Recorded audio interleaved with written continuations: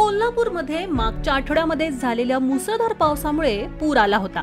हा पूर आता ओसरत असल्यामुळे कोल्हापूरकरांना दिलासा मिळाला होता। पण आता कोल्हापूरकरांचं टेन्शन पुन्हा वाढलंय, कारण कोल्हापूरच्या धरण क्षेत्रात मुसळधार पाऊस पडत आहे। यामुळे कोल्हापूरवर पुन्हा पुराचं संकट आहे। त्यामुळे नागरिकांनी काळजी घ्यावी आणि सतर्क राहावं असं आवाहन प्रशासनाकडून केलं जात आहे। मिळालेल्या माहितीनुसार कोल्हापूरच्या धरण क्षेत्रात पावसाचा जोर वाढला आहे। त्यामुळे कोल्हापूरवर पुराचं संकट आहे। पंचगंगा नदी अद्यापही धोका पातळीवर आहे। जिल्ह्यामधील 70 बंधारे पाण्याखाली गेले आहेत। राधानगरी धरण 100% भरलंय।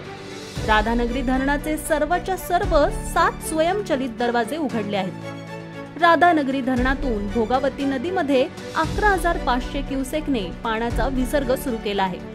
त्यामुळे भोगावती नदीकाठच्या गावांना सतर्कतेचा इशारा दिला आहे।